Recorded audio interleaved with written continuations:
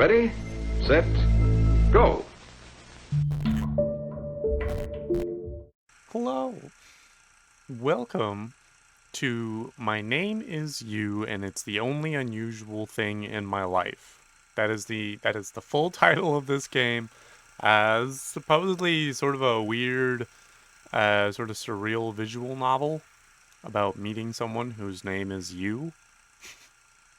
Uh, that's really all I know about it. Apparently the dialogue itself is fairly, like, is kind of slapstick, a little dry humor, which I'm all about that.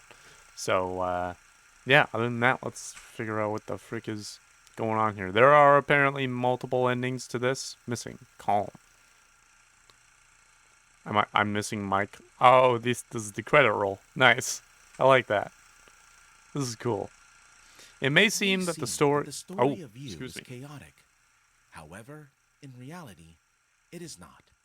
Okay, The more stories you pass through, the sure. more likely you will be to piece it into one whole picture. Use Hmm. every possible opportunity. The truth is somewhere close. That makes sense. I am going to turn off voice acting just so that I can do it myself because I enjoy doing that. But that's an interesting note to start on, is this idea that, like, people, as people live longer, they use their life to put things into patterns, which is very, very true. It's giving me similar vibes to Tiny Bunny, which is anything but a bad thing. All right. I suppose I will start at the very beginning. Okay, yeah, that's a good place to start. Chapter 1. I don't know how many chapters we're working with in here, but okay. Once upon a time, there lived you. Despite his unusual name, his life was hardly any different from others'. It was an unusually usual day when he was getting ready to go to work. Okay. 2 hours of sleep. What a formality, he said to himself, glancing at his watch. 2 hours of sleep is not even close to enough sleep that you should be getting. He was used to working at night, just as he was used to never having days off. That morning, the buttons on his shirt were fastened faster than usual. This was not by chance. The tear-off calendar boldly declared Friday, April 3rd. I don't know what is special about April 3rd, but I assume we're going to learn. It reminded him that there were only 3 work days before his holiday, and there was no room for mistakes. His room in a communal apartment was not very big, so it did not take him long to pack. Is he moving? Is he moving places?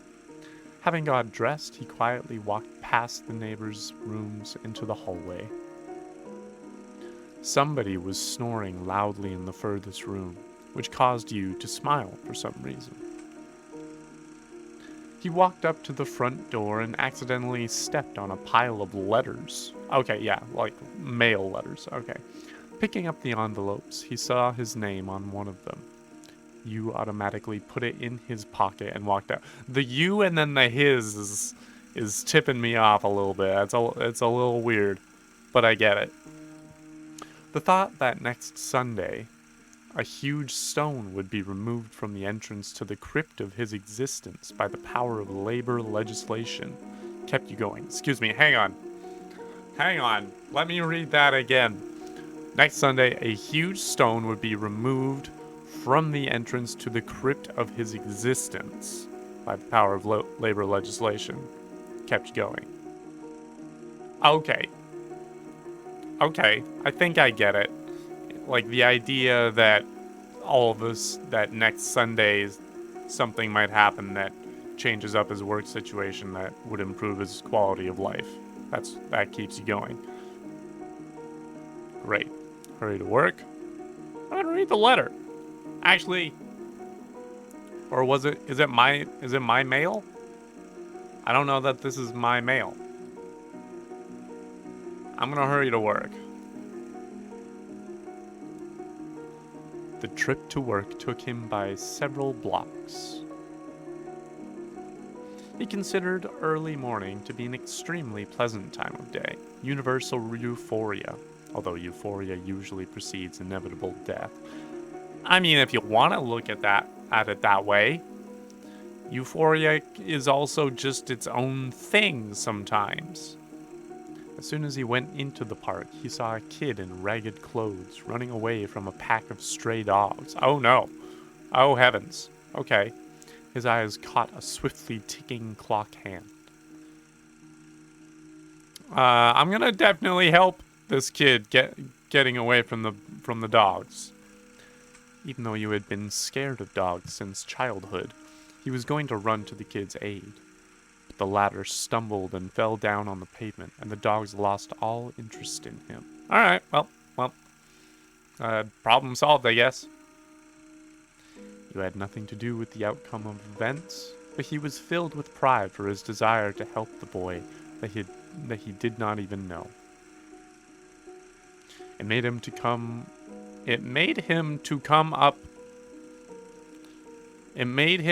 up to the kid, who was sitting on the ground with a bloody knee and a toothless smile, not because of the fall, but due to his age. As in, he's so young that he doesn't have teeth yet? How young is this kid? You was about to give the kid a handkerchief with his initials on it, but when he noticed it had fresh traces of his own blood.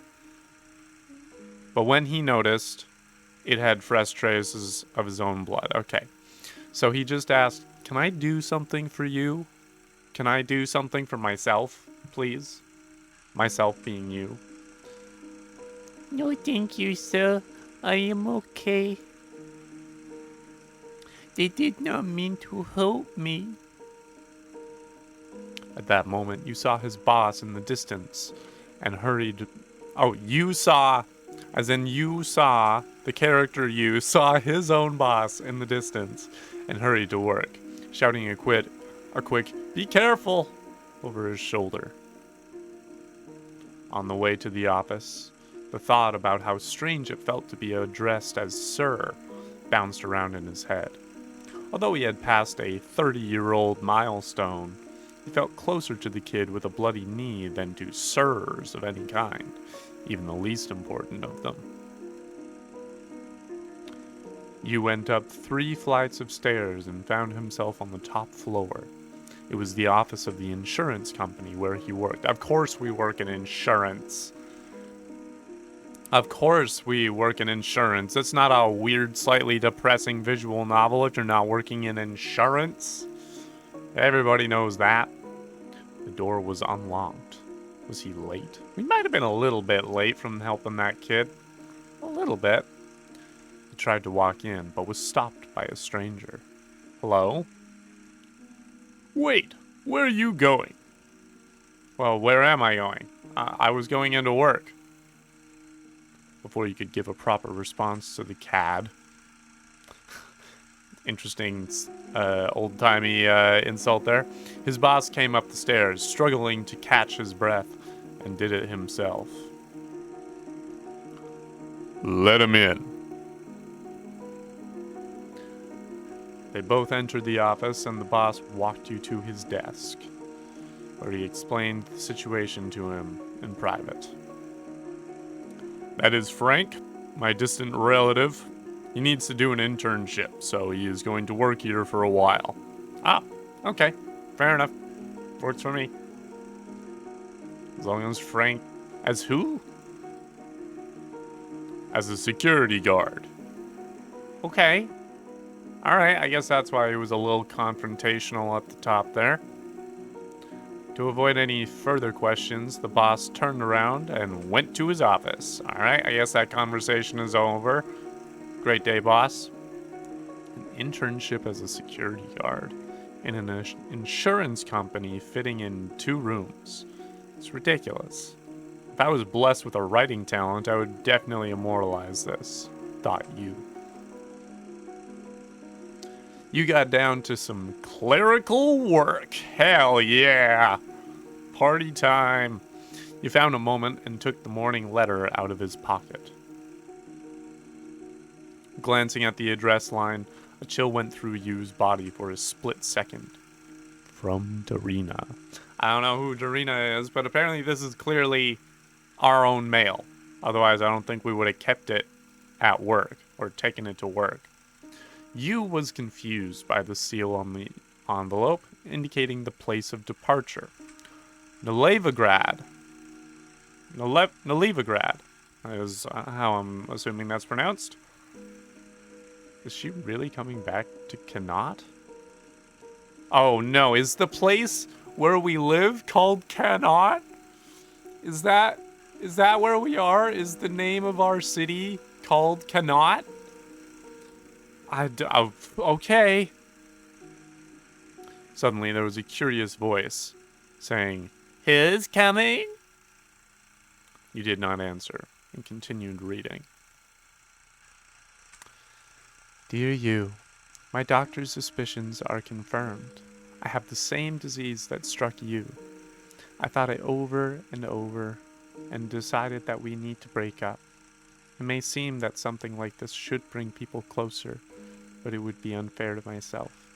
We can have our last date on the morning of April 3rd in the Seafront Cafe, and then I will leave Kanat and go abroad. Jeez. Break up via mail. That's a hard hit to take. You felt dizzy. Yep. Been there.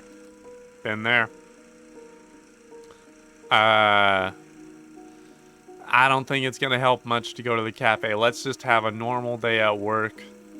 You know, give ourselves some time to do some tasks and, you know, process this on the back burner. OBS crashed right before I could see what happens when I stay at work. So here we go again. Here we go. Trying this again. Stay at work. Thank you very much. There we go. Another working day turned into night. The newly appointed watchman dozed off at his improvised post, an ordinary chair at the entrance to the office.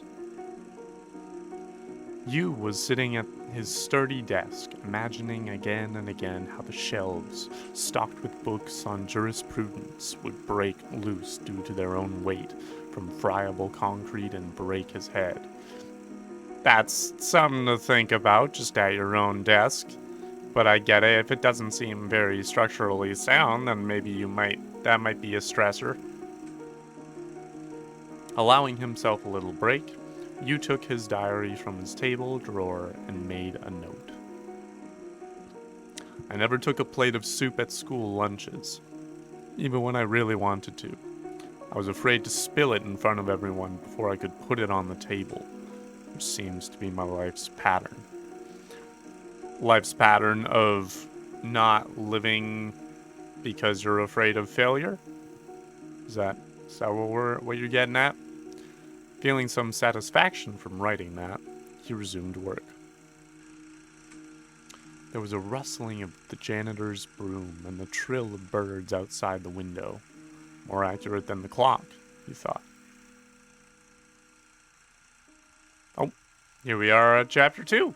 All right. On the second day of work, every sip of coffee came out of his nose as blood. Excuse me? Excuse me, what? You might want to get that checked. Covering his nose with his hand, Yu went to the restroom. Yeah, as one should. Excuse me. I wish I could narrate a little faster and keep you from getting bored, but it is difficult in my condition. What? Are you okay? Are you doing all right? Didn't realize that the narrator was having issues. Let's continue. Yes, let's, please. Returning to his workplace, you saw Frank sitting at his table and leafing through his personal diary. Such violation of personal boundaries, it seemed, was about to put you out of temper. Oh, Frank was reading Yu's diary. Oh, that is bad. That is quite bad. Jeez. Okay.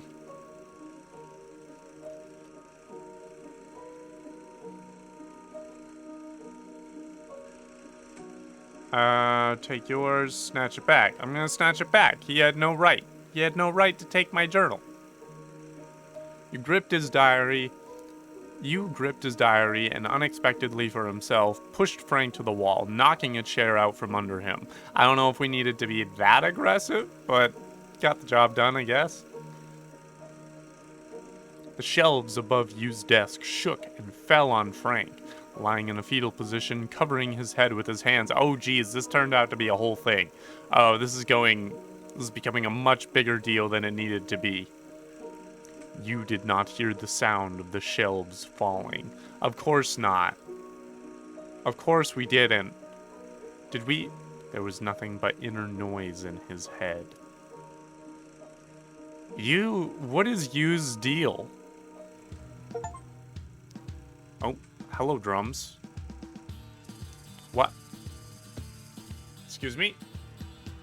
What? This is a vibe change? Engulfed with righteous anger, you stood over the defeated guard. Hang on a moment. Is this... This better not be, copyrighted music. The holes from missing parquet boards under his head were slowly filled with crimson stream.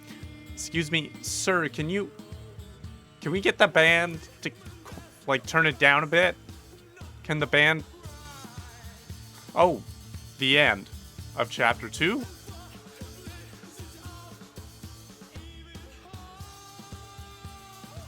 Oh.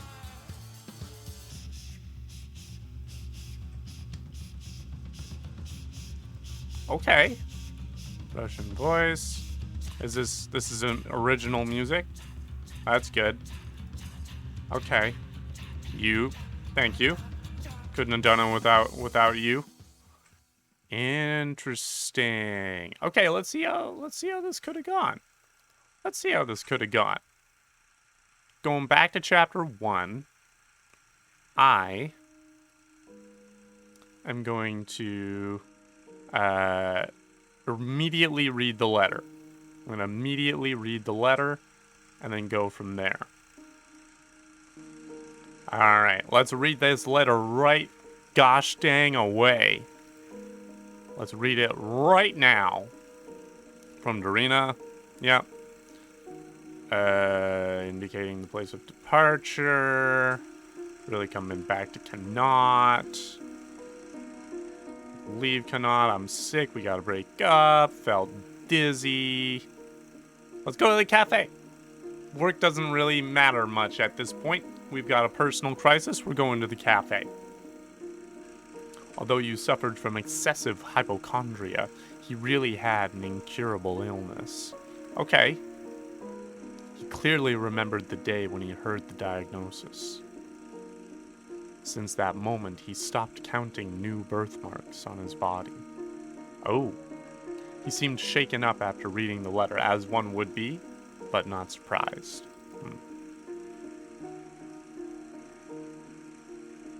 He tried to squeeze out a tear to see if he was still capable of showing emotions. Don't tell me about struggling to show emotions. I'm still playing through Who's Lila.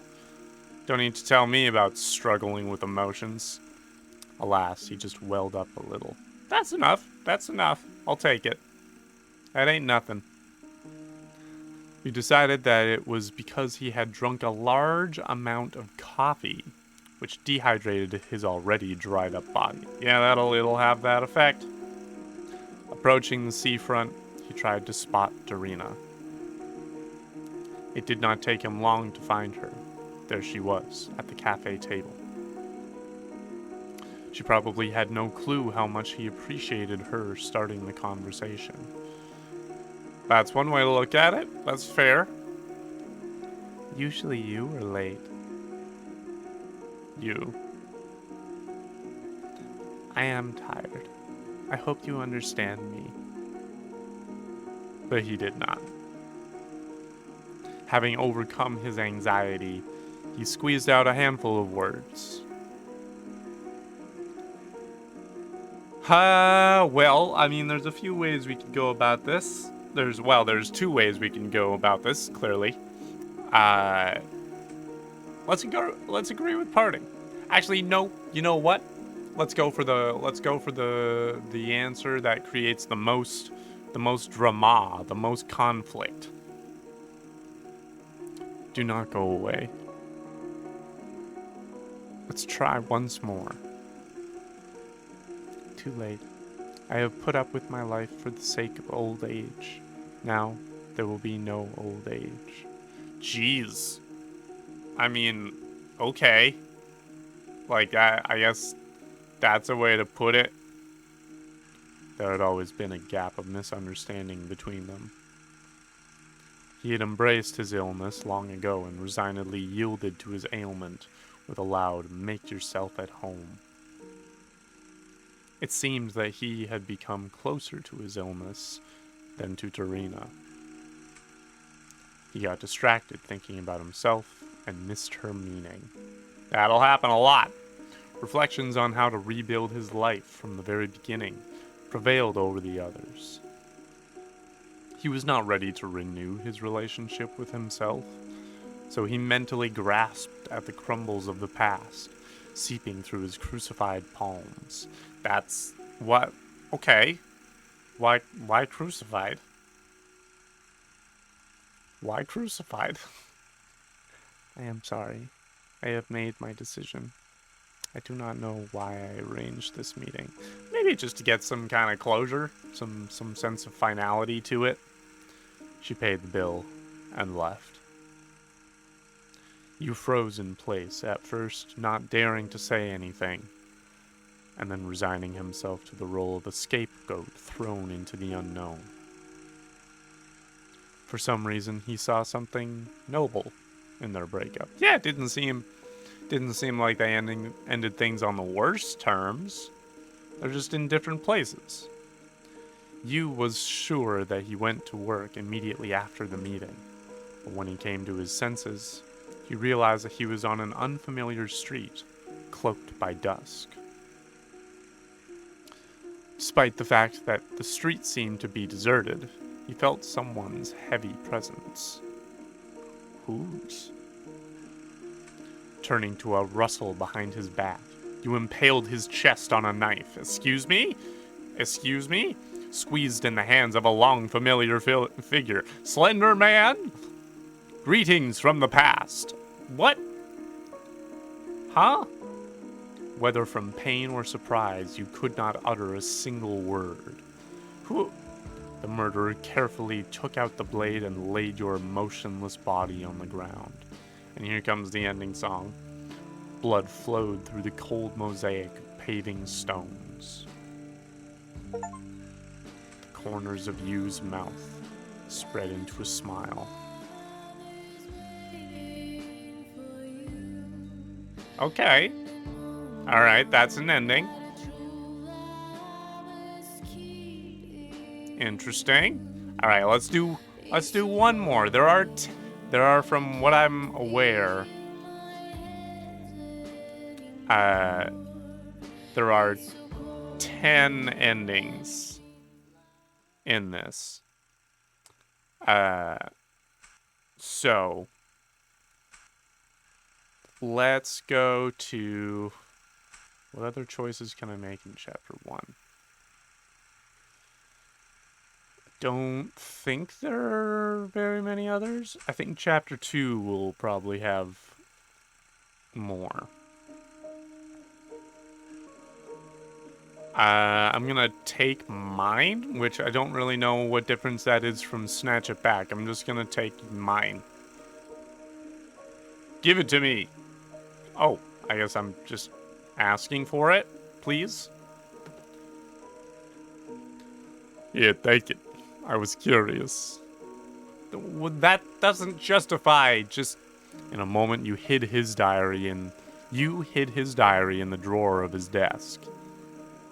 I'm sorry if I offended you. I don't know why you didn't think you would offend me by just reading my diary. I don't... The incident seemed to be over, but Frank's intrusive nature got the better of him. Can I ask you a question? I guess. Why does everybody in your notes die? That's a big question. I'm gonna answer. I'm gonna answer that question, is what I'm gonna do. Perhaps the lack of communication affected you. Unexpectedly for himself, he answered the question directly. I'm not sure, but it seems to me that the desire to kill a self-protagonist in the text takes roots in the desire to alienate the described situations from a real self. Hang on. Once again, gotta... Not sure, but it seems to me that the desire to kill self-protagonist, right, in the text, takes roots in the desire to alienate the described situations from a real self. Okay. So it's like, yeah, alienation of the audience from what is happening. Okay. I understand. You said it as if he had prepared an answer to this question a long time ago, or at least he had thought about it before. Silence set in. Frank was embarrassed by his answer and tried to look understanding. I mean, you ask a weird question, you get a weird answer, bud. Well, more likely that it is just easier to kill. The office phone rang. Did it? Okay. I'll answer the call. We're getting a lot more choices in this one. As soon as you came up to the phone, the ringing stopped. That is strange. Okay. He barely returned to his desk when the phone rang again. Okay.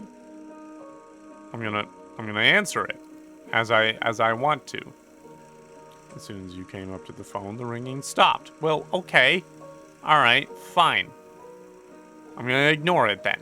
I'm just gonna ignore it then. The ringing bored into his skull. You was buzzing together with the receiver. You involuntarily took off, but his head started spinning, and he was seeing dark spots. Oh no, we're about to do something. We're about to make a mistake, aren't we? Holding onto the railing, you slid down the stairs and jumped out into the street. Why? Why are we doing this?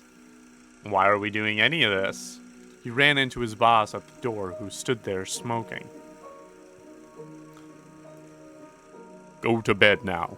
You can give me the rest of the papers tomorrow. Okay, you're just letting me go home? You immediately sense that I'm not doing well? He did not have any strength left to work anyway. Although he left some things in the office, Yu was not in a hurry to go back. He sat down on the doorstep to rest. His vision was not particularly keen on the second day, so it took him a while to recognize a familiar face. You livened a little. A welcoming grin appeared on his face. What? Hi, Max. Why are you not at work? Oh, I guess we know a guy named Max, apparently. I dismissed my students a little early. How are you feeling? As usual, another night shift. If I were your father, I would have fired you long ago. Why is this man our friend? Why is that a thing that you just felt was okay to say? What will be left for me then? Max answered with a question. Do you want me to take your shift? You don't have to. No thank you, Max. No thank you. No thank you. You quickly said goodbye and left. He heard some painful cough behind his back, and his lips let out a grin of satisfaction. Why are we satisfied at that? Coming home, you could barely stand on his feet. Notwithstanding his lack of sleep and fatigue, he could not fall asleep. Is that how you use notwithstanding? Is that how that word is used? The day flashed in his head on repeat. As for the breakup, he did not see himself as a victim. Well, that's good. That helps. On the contrary, the entire time during his relationship with Darina, you wondered. Why did she love him, drained of all strength and weak in spirit from birth? Okay, he did not anymore. Dizziness and pain subsided. At some point, he even thought about calling a doctor, just to make sure that he was still alive. Is he dying? But sleep took its toll. Chapter 3? There's a chapter 3? This is the only way I could get to chapter 3? Okay, the alarm went off. You face a new day with weakness in his legs and a throbbing headache. Great, what a way to start the day. All night long, he had been haunted by a painfully familiar nightmare. However, when he woke up, all tangible images dissolved, leaving only a nasty precipitate. His body led him to the kitchen in search of caffeine. Despite the early hours, he found his boss there. How are you doing? How are you feeling? You heard the question, but ignored it because of his sleepy state. How difficult is it to answer? I mean, we could answer the question, but you was pleased to hear the words of concern, even coming that way. I'm sorry, Father. Oh, our boss is in fact our dad. That is... Alright, interesting. A cup in Yu's hand inevitably filled with bloody coffee. Right, are we still having the problem with the coffee and then the nosebleeds? Maybe we should stop drinking coffee. Maybe we should stop drinking coffee. You look like shit. Thanks, Dad. Thank you for that.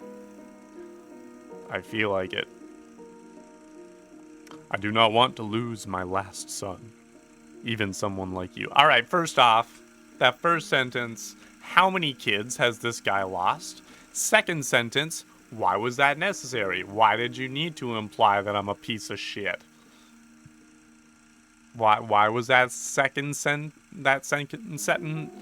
second phrase necessary? His father had his old wool suit on and was about to leave for work. You do not have to go to the office today. Get some rest. Okay, alright. Thank you. I think I will. I think I will rest. Thank you very much. Okay, I will try. You went to his room and sat down at his desk. He took a pen and then remembered that he left his diary at work. Oh yeah, shoot. You took some letters out of the drawer, which had not been sent for some reason. He took one of the letters and added a few lines to it. Remember, when grandfather made me listen to a rhythmic beat in the air. It is a heartbeat of a gigantic whale who swallowed our universe. And I believed him. What about you? You said it was just train wheels wobbling. So I decided that the whale had died a long time ago, which was better than it being just a fantasy. Do you understand? Asking you this is easy on paper, because you will not answer me. Adding those lines, he felt he had completed something important, and allowed himself to take a nap. Good, good. Glad he's trying to take care of himself.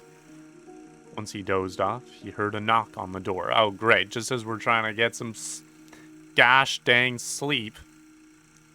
Any unexpected knock on the door or the telephone call could evoke severe paranoia in you. Because the knock on your door is louder and more alarming than on any other door. I suppose. In a moment, there was rustling of envelopes slipping into the mail slot of the front door. Oh, was it Was it just mail? I mean, let's see if it's anything important. Let's go to the front door. Once he got up, his sleepiness was gone. Ah, damn it. Ah, damn it. We'll try and get something else done, and then we'll try the nap again. Sorting out a stack of utility bills, he found a letter addressed to him.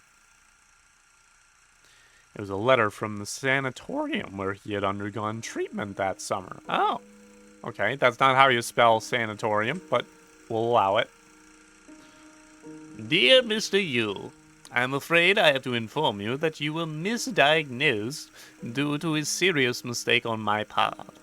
Your disease has a closed form, and the possibility of airborne or droplet transmission is excluded. To put your heart at ease, you can follow the precautions recommended to you earlier. However, I assure you that your disease is only focused on you. Accept my sincere apologies, your attending physician, K. Oh. Well, what does this mean for my relationship with Dorina? How did she get the same disease then? It would mean little to a healthy person. But to you, that news turned everything upside down. The disease got quiet. What even is our disease, actually, though? That time it did not try to get out, having used you as a disposable case. It was snugly snoozing, like I wish we were able to do. You took a shower, washing away the fuss of the last days, and decided to go to work. Okay, I guess we're doing fine now. You did not tell anyone about this, but I am going to tell you confidentially. Nice, a little bit of narrative irony here, of the audience knowing more than the characters. He believed that the disease manifested itself most fiercely when he went to bed. Ah, okay. That was why you did not like sleep. His night fantasies became crazier with time. Every dream seemed to him a step closer to insanity. In order to control himself, he regularly looked at his hands and at the clock hands. He walked out of the door and noticed a stranger near the opposite house. That stranger was an identical copy of you, as if his long-lost twin. Oh. Okay, is this where things get weird and existential? Things have already been weird and existential, but this is getting, like, surreal and existential. You froze and watched him. The door was half open, and he saw a pretty girl and a little boy, probably the same age as the kid, behind it. The newly appeared copy of you smiled, said goodbye to his family, and disappeared. Let's spy on the double. And by spy on the double, I do not mean quickly, I mean spy on the person who seems to be a double of me.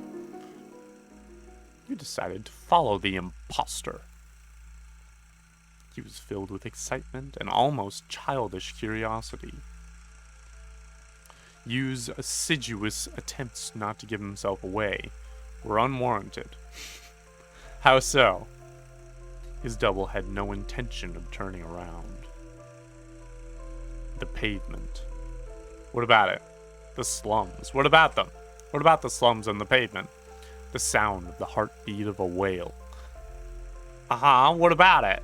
A straight path led them to the railway station. Suddenly, the second you turned back in the direction of the original...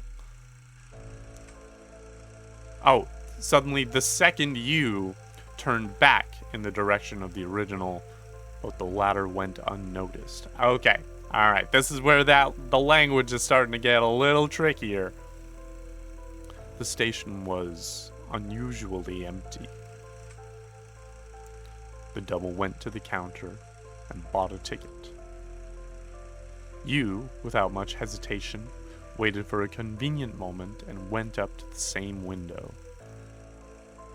I would like the same ticket, the same time. I'm glad we're just doing that. If I had been given the choice, this is exactly what I would have done.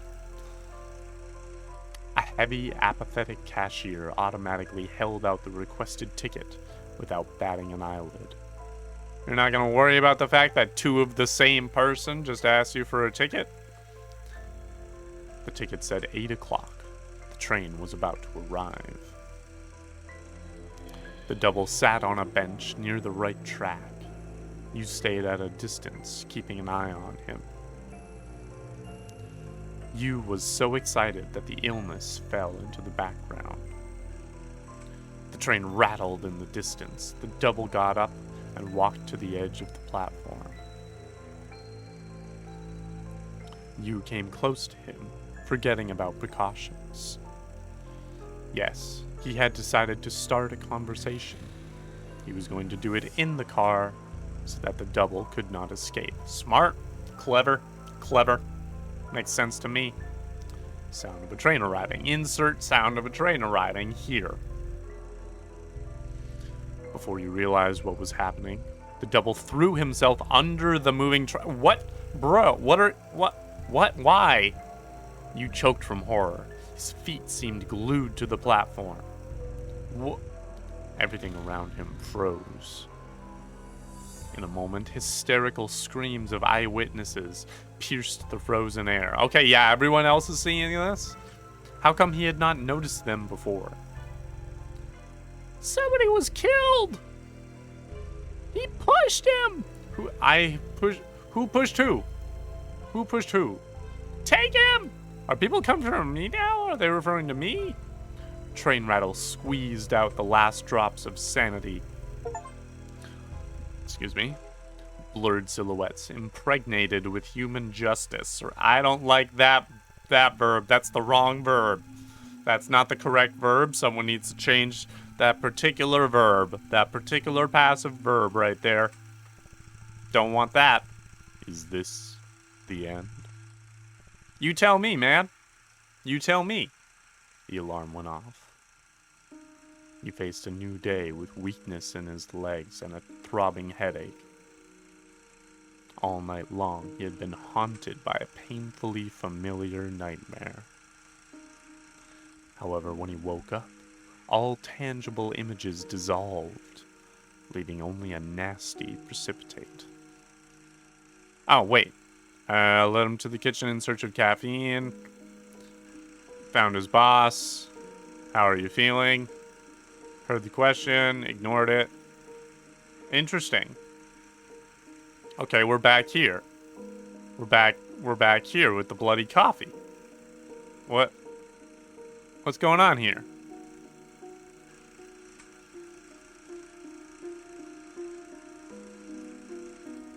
Maybe I will go to work. Maybe I'll go to work this time. Maybe I will do that.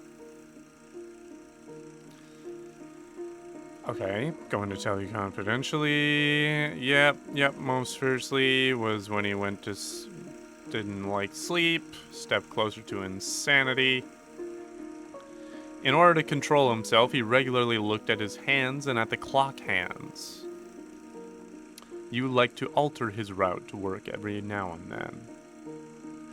He would walk through the park, or that patio, or the arch by which he used to run so often. All that in order to somehow distinguish between days. Otherwise, everything merged into one endless stream. Yeah, I get that. Totally get that. Totally get that. He remembered that it was the last working day before the holiday when he came up to the office door. Entering the office, you noticed that Frank was not there. He grinned at that maliciously for some reason. It's because we don't like Frank. It's because Frank's not cool. He found a new batch of documents on his table. Pinning his name tag on his jacket, you got to work. The work did not take as much time on the last working day. He easily sorted out insurance files and like a clerical deity, like a goddamn insurance god, decided the client's fate, deciding who was to receive payments and who had mutilated himself with the purpose of deception. Ah, yes, the fakers. Having gone through most of the papers, he came across an extremely familiar storyline. Insurance form. Life insurance, Form 42, fractures, serious illnesses, and death. Insurance does not cover self-inflicted injuries, self-inflicted infection, or suicide. Date of insurance, March 29th. Date of death, April 5th. Insurance sum, 203,500 coins. Salary, 15,000 coins. Okay. The client was an insurance agent. Okay. He bought a train ticket. Okay. Later to be found under its wheels. Alright. Witness testimonies varied. According to some testimonies, he was pushed down onto the track. According to the other, he stumbled. Since the gap between the date of insurance and the date of death was so small, there was a note in the file indicating a suspected suicide. All risks were borne by the office that makes the final decision. I see.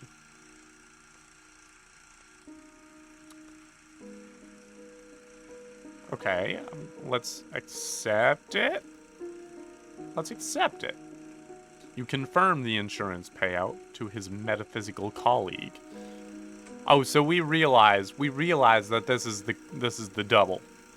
What guided him when making such a decision? I did. I guided him. I made the decision.